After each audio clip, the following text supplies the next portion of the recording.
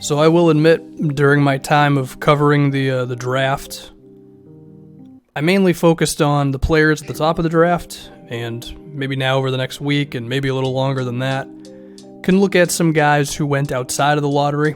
Might as well start with Grayson Allen. He was impactful at Duke for his three-point shooting, his toughness, his athleticism, which is actually pretty decent. And he also improved as a playmaker, and his ball handling isn't bad.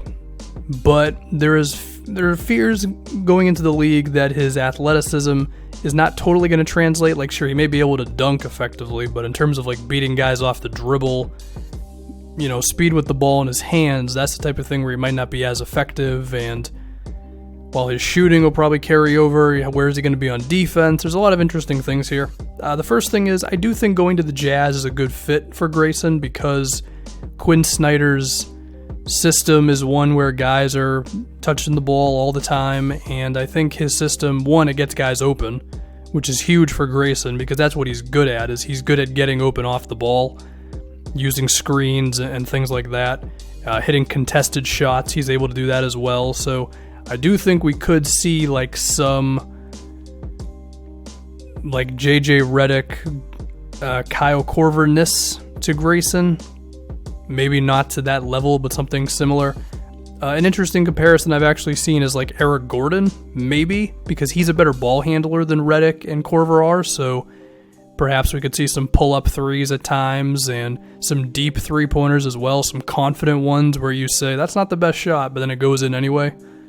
So that's good. And again, I think Quinn Snyder's style, where there's a lot of off-ball movement and all that can help him out. I also think that could help him out in terms of going off the dribble sometimes, because while I don't know if Grayson is going to be able to play in isolations all the time against NBA defenders and beat them in pick and rolls all the time, I do think if he gets ahead of steam off of the ball, catches it, and then already has his momentum going and his defender is like a little bit behind him, then I think he could take what ball handling ability he does have and finish those plays off, whether it's like finishing at the rim or whatever. I also think he could get handoff plays, similar thing where just gets a handoff from whether it's like Gobert or Derek Favors or Jay Crowder, I guess, who could play some small ball for these guys, and that could get him ahead of steam going to the rim. I think he should be able to attack closeouts effectively enough. And, you put all that together, and sure, I don't know if he's ever going to be a guy who's going to put up more than, 12 points a game, but that could still be a hell of a role player. If you can knock down open shots, make some contested ones, and then just do enough as a ball handler, then you're still a quality offensive player, and you're someone who could play 20 to 27, 28 minutes a game, potentially more in like a playoff setting with the rotation shortened. Who knows? It helps that he is a pretty smart player who's willing to like play within a system and all that stuff. His footwork is very good, so that's there. And he's also not a bad passer either. So we could have times where he's doing all the stuff I'm mentioning, like, getting a handoff play, defense comes over to help, and then he gets it out to the next open guy. You combine all these things, and that's a decent offensive player. His defense, however, could be a problem. Now, Grayson is strong, which, that's good, of course. And is it possible that he will have, like, if I can bring up Kyle Korver again, could he be like Korver where, sure, he's not the best natural defender, but he just tries hard and he's just stronger than the average dude, so he makes up for it? Potentially. Korver's also got about 3 inches on Grayson, so that certainly is not in his favor. He's just going to have to get to a point of being not bad on defense. If I can bring up the Eric Gordon comparison again, Gordon has been able to use his strength in order to survive. He's actually a pretty damn good post defender. Maybe Grayson could get to that point. But, yeah, if he's not able to be a real player defensively, then there's really only so much he can do. And I guess that could be the difference between him being maybe like a 15-minute per game guy and a 25-minute. Is, can you just, be out there? Now, of course, it helps that he's on the Jazz, where he's got, modern-day Bill Russell at the basket, so some of his defensive shortcomings will be overcome, and between Crowder, whose defense was good for the Jazz, and Favors, and Rubio, and Ingles, and Mitchell.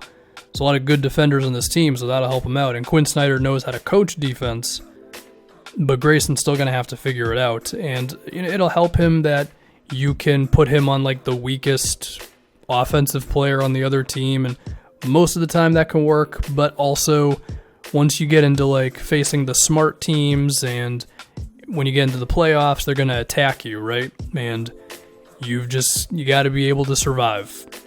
That's just point blank, Now, I think one thing that's going to help Grayson is that he's Grayson Allen, and he's got an attitude, and he's ready to play 110% every possession and every game, and he's going to get himself hyped up, and he's going to be yelling, and he's going to dive on the floor, and he's going to probably grab some offensive rebounds it seems like he has no chance at.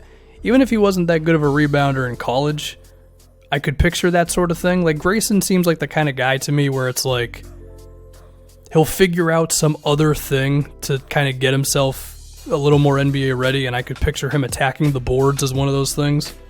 Kind of like Marcus Smart, because they both have that to them. Marcus has a lot of Grayson Allen in him where he's able to, be a little better than he actually is because he just plays so damn hard. So we could see a bit of that. That also can go in the negative sometimes in terms of yelling and getting technical fouls, and I'm sure Grayson's going to have a little bit of that, and there's a chance that could also be a negative for him at times. It's going to be his job to manage it. Hopefully he can. But if he is able to figure enough of these things out, and he can be just a really good role player on the wing, then that just puts another guy on this Jazz team who just has that style, between Ingles and Crowder and Grayson now, if he can get there. That's good. I mean, Utah still probably needs another, really good offensive player, but, this video is mainly about Grayson more so than the Jazz itself. Another thing with Grayson, if we get back to his offense a little bit, his finishing at the rim did struggle towards, the later parts of his college career. I believe he gained more weight as the years went on to get stronger, and I think his athleticism suffered a little bit because of it. There have also been reports about how he settled for a lot of floaters and runners and that sort of thing towards his senior year. I think if he ends up shooting more than 2 floaters a game for the Jazz, then he has the ball too much. To me, the only times he should really have the ball going to the basket this early into his career, I mean, this might change, 4 years or so, but early on, it should mainly just be because there's, nobody in the paint because the Jazz just ran a really good play, okay? I don't want him handling the ball and leading the offense pretty much ever right now. Between Mitchell, Dante Exum, and then Rubio, that's all you need. Grayson, play off the ball, and if we can talk about Donovan Mitchell and those guys, they can break down defenders. They can get into the teeth of the defense, and then Grayson Allen can get himself some open threes, and of course that's good stuff. So there is some risk with Grayson. His defense may be so bad that he can't stay out there, but you got to think that with just how much heart he brings to the game, that he could just get to being okay on defense, and then you hope that he can just be a smart offensive player when it comes to when to dribble, when to pass, and the shooting should be a pretty seamless transition. So there's reason to be excited, there's reason to be fearful, but I think given that he went at number 25, I think that's a fair enough pick for the Utah Jazz.